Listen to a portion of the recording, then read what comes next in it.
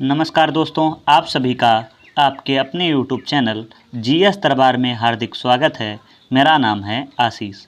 दोस्तों, आज हम लोग गुप्त वंश से बनने वाले महत्वपूर्ण प्रश्नों के बारे में चर्चा करेंगे। आपके स्क्रीन पर पहला प्रश्न है, नालंदा महाविहार का निर्माण शुरू में किसने करवाया था? धर्मपाल, अशोक, कुमारगुप्त, हरिहर। तो इसका सही जवाब हो जाएगा कुमारगुप्त, ऑप्शन सी। अगला प्रश्न कि तांबा का सिक्का जारी करने वाला पहला गुप्त शासक कौन था? चंद्रगुप्त प्रथम, समुद्रगुप्त, चंद्रगुप्त द्वितीय, रामगुप्त। तो तांबा का सिक्का सबसे पहले शुरू किया था रामगुप्त ने, ऑप्शन डी। अगला प्रश्न कि हरिसेन जो प्रयाग प्रशस्ति अभिलेख का लेखक था, वह किस गुप्त शासक का दरबारी कवि था? चंद्रगुप्त द्वितीय, समुद्रगुप्त, रामगुप्त, कुमारगुप्त। तो इसका सही जवाब हो जाएगा ऑप्शन बी, समुद्रगुप्त। अगला प्रश्न, चंद्रगुप्त द्वितीय के काल में विद्या, कला व साहित्य का महान केंद्र कौन सा था? धारवाड़, वाराणसी, उज्जैन, विदिशा। तो सही जवाब होगा उज्जैन, ऑप्शन सी। अगला प्रश्न है, किस गुप्त शासक को कविराज कहा गया है? आपके ऑप्शन हैं चंद्रगुप्त द्वितीय, समुद्रगुप्त, रामगुप्त, कुमारगुप्त। तो कविराज की उपाधि दी गई है समुद्रगुप्त को, ऑप्शन बी।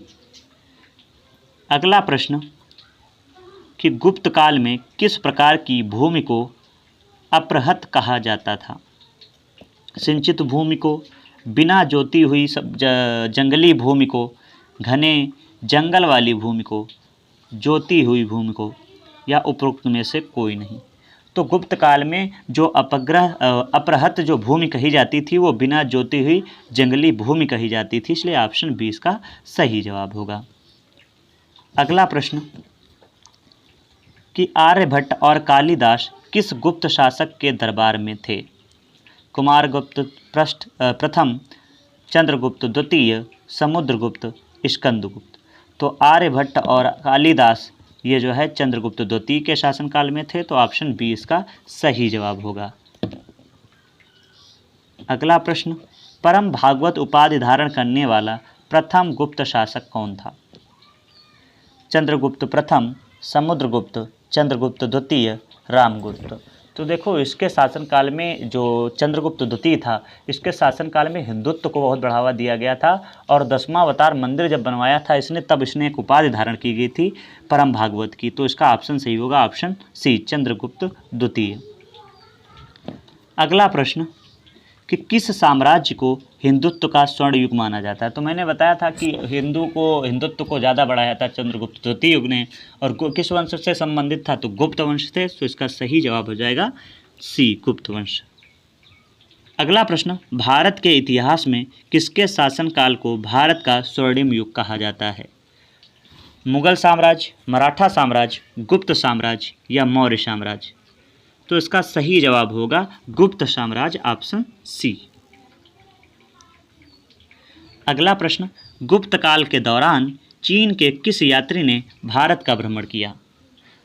तो गुप्त काल के दौरान जो फाहियान था ये आया था, और वो भी किसके दरबार में अगर आया था तो हम बात करेंगे चंद्रगुप्त द्वितीय के दरबार में आया था। ऑप्शन बी इसका सही जवाब है। अगला प्रश्न, समुद्रगुप्त के प्रयाग प्रशस्ति वाले स्तंभ पर निम्नलिखित में से किसका लेख मिलता है? शाहजहां, जहांगीर, औरंगजेब, दारा शिकोह। तो समुद्रगुप्त के जो प्रयाग प्रशस्ति वाला स्तंभ था उस पे जो है जहांगीर का लेख मिलता है, तो ऑप्शन बी इसका सही जवाब होगा। अगला प्रश्न, नालंदा विश्वविद्यालय के संस्थापक कौन थे? कई बार ये प्रश्न पूछा गया है। तो नालंदा विश्वविद्यालय का संस्थापक कौन था? तो नालंदा विश्वविद्यालय का संस्थापक कुमारगुप्त था, ऑप्शन ए इसका सही जवाब होगा। अगला प्रश्न, प्राचीन भारत का नेपोलियन किसे कहा जाता है? तो प्राचीन भारत का नेपोलियन समुद्रगुप्त को कहा जाता है, ऑप्शन डी इसका सही जवाब होगा। अगला प्रश्न, कि चांदी के सिक्के जारी करने वाला प्रथम गुप्त शासक कौन था? समुद्रगुप्त, चंद्रगुप्त प्रथम, चंद्रगुप्त द्वितीय या कुमारगुप्त प्रथम? तो चांदी के सिक्के जारी करने वाला व्यक्ति था चंद्रगुप्त द्वितीय, ऑप्शन सी। अगला प्रश्न कि किसके शासनकाल के दौरान अजंता की गुफाएं निर्मित की गई थीं? गुप्त वंश, कुषाण वंश, मौर्य वंश या चालुक्य वंश? तो इसका सही जवाब हो जाएगा गुप्त वंश, ऑप्शन ए।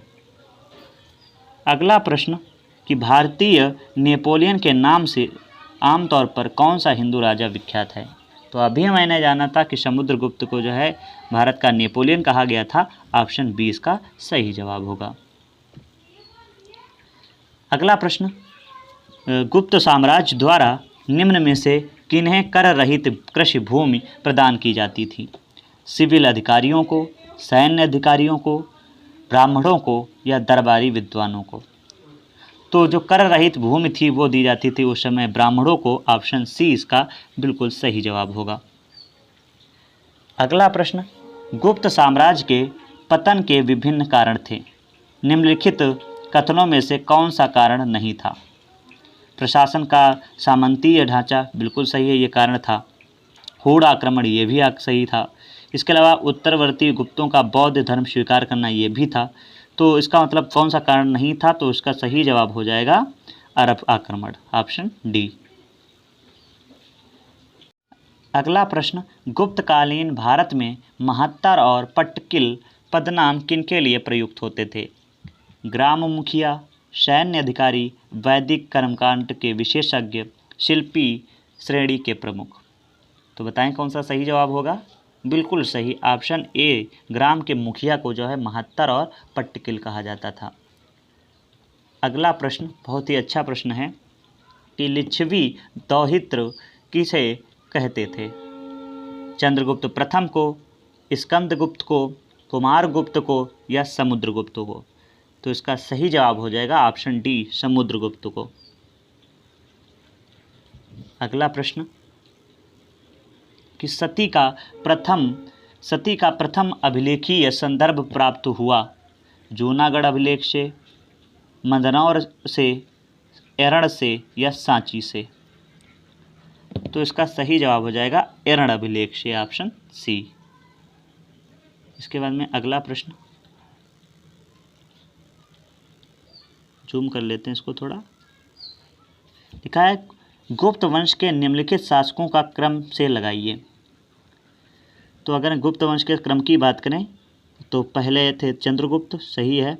दूसरे थे समुद्रगुप्त, बिल्कुल सही है। तीसरे थे चंद्रगुप्त द्वितीय और चौथे थे कुमारगुप्त, तो पांचवे थे स्कंदगुप्त। इसका मतलब क्रम से ही दिए हैं, तो देखते हैं किसमें सही है। तो इसका मतलब ई ऑप्शन सही है, पहला, दूसरा, तीसरा, चौथा, पांचवा। अगला प्रश्न कि फाहियान किसके शासन के काल के दौरान भारत आया था? चंद्रगुप्त द्वितीय, समुद्रगुप्त, रामगुप्त या कुमारगुप्त? तो इसका सही जवाब होगा चंद्रगुप्त द्वितीय, ऑप्शन ए। अगला प्रश्न कि निम्न में किनके सिक्के संगीत के प्रति उनका प्रेम दर्शाते थे? तो मौर्यों के, नंदों के, गुप्तों के, चोलों को?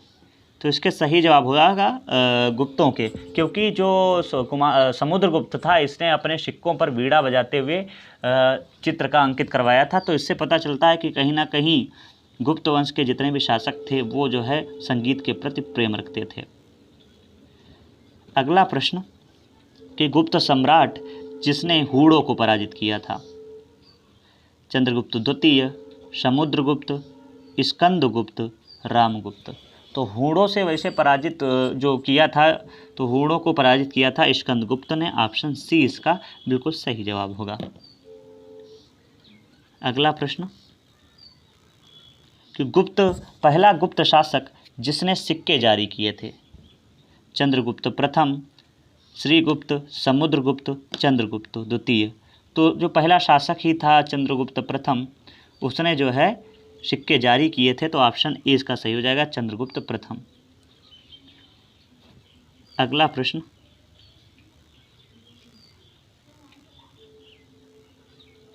कि चंद्रगुप्त द्वितीय और किस नाम से जाना जाता था? समुद्रगुप्त, स्कंदगुप्त, विक्रमादित्य, राणागुप्त।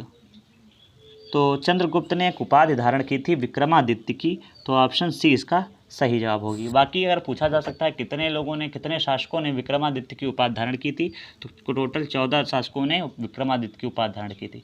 पहला शासक था चंद्रगुप्त द्वितीय और अंतिम हेमू था। अगला प्रश्न है कि निम्नलिखित में से किस गुप्त शासक का एक अन्य नाम देवगुप्त था? चंद्रगुप्त द्वितीय, इसके बाद में समुद्रगुप्त, कुमारगुप्त, उपरोक्त में से कोई नहीं। तो इसका सही जवाब हो जाएगा ऑप्शन सी कुमारगुप्त। अगला प्रश्न, निम्नलिखित में से कौन सा गुप्त शासक गुप्त संवत के वर्ष 56 में सिंगारूढ़ हुआ था? चंद्रगुप्त द्वितीय, समुद्रगुप्त, कुमारगुप्त प्रथम, स्कंदगुप्त। तो इसका सही जवाब हो जाएगा ऑप्शन ए चंद्रगुप्त द्वितीय। अगला प्रश्न, निम्नलिखित में से कौन सी निधि गुप्त सिक्कों की सबसे बड़ी निधि थी? बयाना निधि, बस्ती निधि, हाजीपुर निधि, कोटवा निधि। तो इसका सही जवाब हो जाएगा ऑप्शन ए बयाना निधि। अगला प्रश्न, गुप्त काल में सती प्रथा का प्रथम अभिलेख किस साक्ष्य प्राप्त हुआ है? ये प्रश्न हो चुका है, तो इसका सही जवाब हो जाएगा एरड़ से ऑप्शन बी। अगला प्रश्न, सारनाथ की भूमि स्पर्श मुद्रा वाली बुद्ध प्रतिमा कालांकित है? गुप्त काल से, कुषाण काल से, वर्धन काल से, राजपूत काल से। तो इसका सही जवाब हो जाएगा ऑप्शन ए गुप्त काल से। अगला प्रश्न, चीनी यात्री फाहियान किस गुप्त शासक के शासनकाल में आया था, भारत आया था? चंद्रगुप्त प्रथम, समुद्रगुप्त, चंद्रगुप्त द्वितीय, कुमारगुप्त। तो ये भी प्रश्न हो चुका है, ऑप्शन सी इसका सही जवाब होगा चंद्रगुप्त द्वितीय।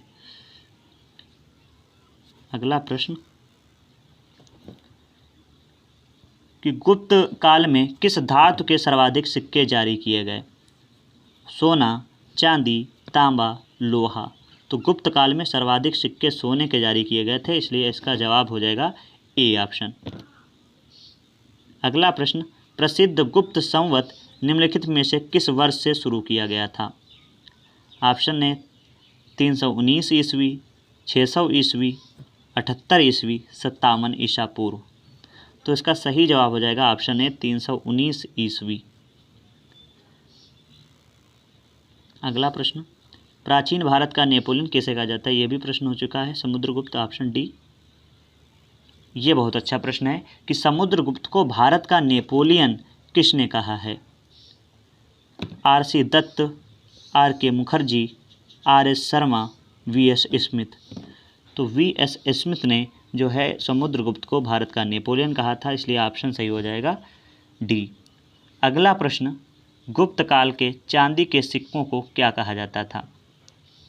दिनार, रुपयक, शतमान या करसापड़। तो गुप्त काल में चांदी के सिक्कों को रुपयक कहा जाता था, ऑप्शन बी सही होगा। तो दोस्तों इस वीडियो में बस इतना ही रखते हैं। आप सभी को ये वीडियो कैसा लगा है कमेंट करके ज़रूर बताएं, और बाकी अपने मित्रगणों को ये वीडियो शेयर करना बिल्कुल ना भूलें। धन्यवाद।